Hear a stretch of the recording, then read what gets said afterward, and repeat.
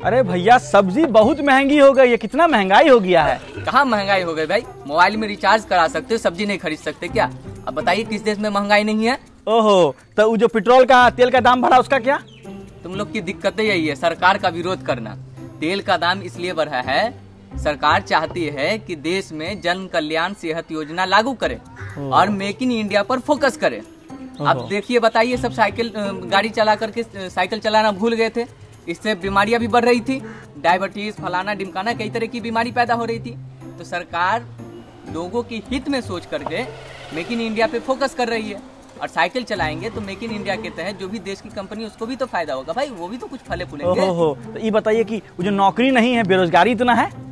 आत्मनिर्भर बनो, आत्मनिर्भर। देखा कितनी पॉजिटिविटी है इस देश में। अगर सब लोग ऐसे ही सोचने लगे तो बेचारे मोटिवेशनल स्पीकर की तो जॉब चली जाएगी, मतलब एक और बेरोजगार बढ़ जाएगा। अब बेरोजगारी ना बढ़े इसके लिए हम आपको कुछ पॉजिटिव खबरें बताते हैं, आपका माथा फक्र से ऊंचा कर देते हैं। जी हाँ, भारत में महंगाई 8 साल के पीक पर है। ऊपर सब्जी के दाम, ऊपर तेल, ऊपर रसोई गैस के दाम, ऊपर सब में हम टॉप पर हैं। अब इतना ऊपर जाएंगे तो नीचे वाली जनता पूछेगी, जनाब ऐसे कैसे? भारत में हरी सब्जियों की कीमत सुनकर लोगों का चेहरा लाल हो रहा है। नींबू तो मन खट्टा ही नहीं तीखा कर देता है। खाने वाला तेल भले ही कढ़ाई में उबला हो, लेकिन उसकी बढ़ती कीमत लोगों के पॉकेट से धुआं निकाल रही है। फल सेहत बनाने के नहीं, डराने के काम आ रहे हैं।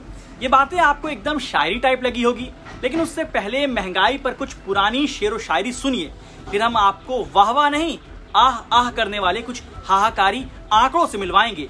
आर्थिक आपातकाल की स्थिति बना दी है इस सरकार ने। पहले दूध, पेट्रोल की कीमत में इजाफा किया, जनता माफ नहीं करेगी। ऐसी सरकार का क्या फायदा? महंगाई गत 6 वर्षों से आसमान पे छू रही है। ये सारी कहानी कहीं ना कहीं, कभी ना कभी आपने सुनी होगी, लेकिन हम उस पर बात नहीं करेंगे, क्योंकि हमने वीडियो के शुरुआत में ही कहा था कि सिर्फ पॉजिटिव बात होगी।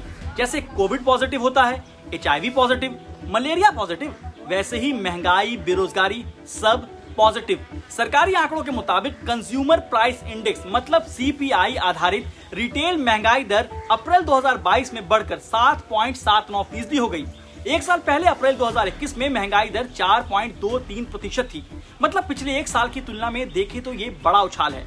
उछाल, बढ़त है ना पॉजिटिव बात, और ये उछाल 8 साल में सबसे ज्यादा है। एक और बढ़त देखिए, महंगाई दर के इतना ऊपर जाने में बड़ी भूमिका खाने पीने की चीजों के दामों की है। अप्रैल 2022 में फूड इन्फ्लेशन बढ़कर 8.38% हो गई है, जबकि मार्च से पहले ये दर 7.68% थी और एक साल पहले इसी महीने में 1.96% थी। हुई ना बढ़ोतरी? अब आपको एक और तरक्की दिखाते हैं और आपकी रसोई में महंगाई का तड़का कैसा लगा है वो समझाते हैं। खाने के तेल के दाम एक महीने में करीब 17% बढ़ गए, सब्जियों के दाम 15%, मसालों के दाम 10% और मांस मछली के दाम करीब 7% बढ़ गए। ईंधन के दाम 10% से ज्यादा बढ़ गए। थोड़ा ज्यादा नंबर हो गया ना, तो आइए आपको पकोड़ा मैथमेटिक्स के जरिए पूरी कहानी समझाते हैं। अब किचन में हैं और आपको तलना है पकोड़ा, तो आपने तेल, आलू, सब्जी, मसाले लिए और फिर जलाया गैस का चूल्हा। चूल्हे से याद आया कि महीने भर पहले 900 रुपये मिलने वाला LPG सिलेंडर अब 1000 रुपये का हो गया है। अगर नवंबर 2020 की बात करें तो रसोई गैस के एक सिलेंडर की कीमत तब 594 रुपये थी। मतलब 1.5 साल के अंदर करीब 2 गुना दाम बढ़ा है। वापस आते हैं पकोड़ा इकोनॉमिक्स पर। तो आप मान लीजिए कि जो तेल 100 रुपये लीटर था वो हो गया 117 का, मसाले जो है वो 100 रुपए के मिलते थे वो हो गए 110 रुपए के, जो सब्जी 100 की आती थी वो अब आ रही है 115 की। तो कुल मिलाकर जो पकोड़ा आप एक महीने पहले तक 300 रुपए का बना रहे थे उसके लिए अब करीब 350 रुपए लगेंगे। ये बात तो सिर्फ पकोड़े की हुई, बाकी 3 टाइम का खाना तो छोड़ ही दीजिए। अब आते हैं पेट्रोल, डीजल और CNG के दामों में हुए विकास पर। पेट्रोल, डीजल और CNG के दाम अपने टॉप लेवल पर है। जून 2014 में जब मोदी सरकार सत्ता में पहली बार आई तब पेट्रोल की कीमत 71 रुपए और डीजल 57 रुपए प्रति लीटर था। लेकिन करीब 8 साल बाद 20 मई 2022 को दिल्ली में पेट्रोल करीब 105 रुपए प्रति लीटर और डीजल 96 रुपए 67 पैसे प्रति लीटर मिल रहा था। जब काफी किरकिरी हुई तो सरकार ने लंबे समय बाद पेट्रोल और डीजल के दाम कम किए हैं। केंद्र सरकार ने पेट्रोल डीजल पर एक्साइज ड्यूटी को घटा दिया है। इससे पेट्रोल के दाम 9 रुपए 50 पैसे और डीजल के 7 रुपए प्रति लीटर कम हुए हैं। मतलब आसमान से गिरे खजूर के पेड़ पर अटके। पहले दाम को आसमान पर पहुंचने दिया जाए, फिर हंगामा हो तो उसमें कटौती कर थैंक यू वाले ट्वीट किए जाएं। वहीं बीते एक साल के दौरान दिल्ली में सीएनजी के दामों में करीब 70% की बढ़ोतरी हुई है। अब तेल और सीएनजी के दाम बढ़ेंगे तो माल ढुलाई की कीमतों में भी इजाफा होगा और महंगाई बढ़ेगी। अब एक और आंकड़े देख लीजिए। विश्व गुरु बनने की राह पर आगे बढ़ रहा भारत ग्लोबल हंगर इंडेक्स 2021 में कैसे तरक्की कर रहा है। पहले 94 नंबर पर था, अब 101 पर आ गया है ना कमाल की छलांग। भारत 116 देशों की लिस्ट में पिछड़कर 101 रैंक पर आ गया।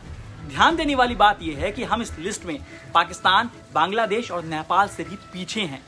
अब आपको हम रोजगार की सुनहरी दुनिया में ले चलते हैं। सरकारी नौकरी का वादा तो दूर, सिर्फ नौकरी का हाल बताते हैं। मार्च 2022 में बेरोजगारी दर 7.6% थी, अप्रैल में बढ़कर 7.97% हो गई। नौबत यह है कि लोग अब हताश होकर नौकरी ढूंढना छोड़ रहे हैं। Centre for monitoring Indian economy के हालिया रोजगार आंकड़ों के मुताबिक भारत का लेबर पार्टिसिपेशन रेट 2017 और 2022 के बीच 46% से गिरकर 40% पर आ गया है। क्विंट पर लिखे अपने आर्टिकल में अर्थशास्त्री दीपांशु मोहन कहते हैं कि महंगाई के पीछे सिर्फ रूस यूक्रेन युद्ध को दोष देना ठीक नहीं। इकोनॉमी महामारी की मारी थी और युद्ध ने और सताया है। दीपांशु मोहन कहते हैं कि महंगाई घटाने के लिए आरबीआई ने ब्याज दरों का जो जुगाड़ निकाला था वो लेट और नाकाफी है। उनका तो यह भी कहना है कि सिर्फ ब्याज दर का उपाय हमें मंदी की ओर धकेल सकता है। उन्होंने कुछ उपाय सुझाए हैं, जैसे आम आदमी के हाथ में पैसे दीजिए, डायरेक्ट ट्रांसफर, ताकि डिमांड बढ़े। शहरों में भी मनरेगा शुरू कीजिए, सरकारी खर्च बढ़ाइए, आरबीआई को आजाद कीजिए। लॉकडाउन की मारी आबादी पर महंगाई की ऐसी गाज गिरेगी और सरकार कारगर मदद नहीं करेगी तो हम पूछेंगे जरूर, जनाब ऐसे कैसे।